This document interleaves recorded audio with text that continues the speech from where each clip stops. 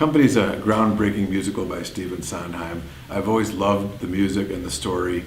Bobby's about to turn 35 and his married friends are all pressuring him to make a commitment and find someone to get married, and he's averse to that.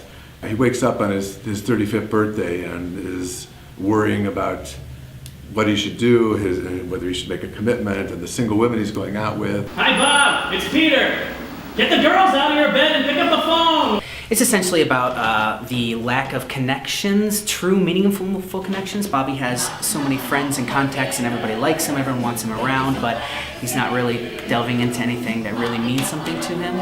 And he doesn't really get that. And I think that he gets it by the end of the show. I'm hoping that he gets it by the end of the show.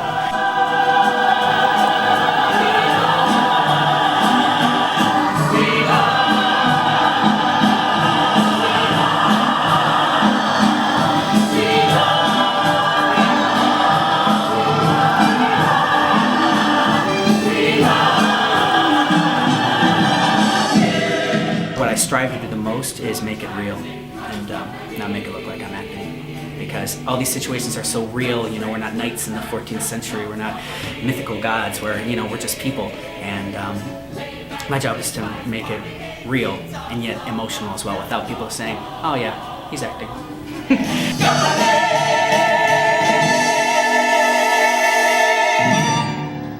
The play is very interestingly structured because it all takes place in his mind. It's a series of moments that he's recalling from his friendships with his friends and things they've told him. It's a fantastic cast. Some real actors in this cast.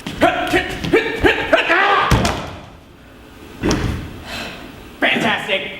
That's hysterical. Moments that he's recalling from dates and various encounters with the single women. I could understand person if the action should be gay.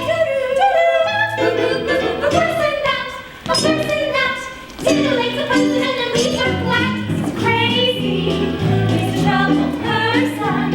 He's a truly crazy person himself. I'm playing Marta, so I'm working with the other single ladies, which has been really fun. But not until recently did we kind of get to come and see the whole show coming together. So, you know, I'm still watching all the scenes, and even though I've read them 100 times, I like watching them like, oh, that's so cool, or, you know, I didn't know this was happening, and noticing all these little moments and things. So it's been a blast. It's been an absolute blast. Fred always does it, but I would say for sure with this cast, he has assembled by far one of the most astounding casts that I've ever worked with. Starting to drift away. I gotta say, Fred crosses every T and dots every I for sure. And I think that's really necessary for a production like Company, especially in such an intimate setting.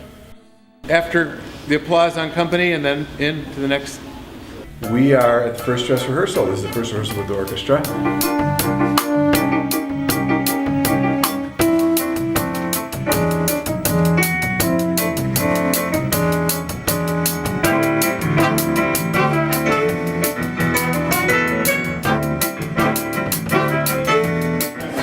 Why don't you go behind your scrims and see if you can see the TV.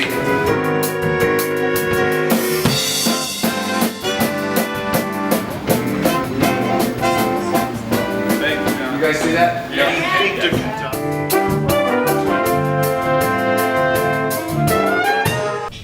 Can key 2 play, please? Certainly. The first time we're really having more complete lighting.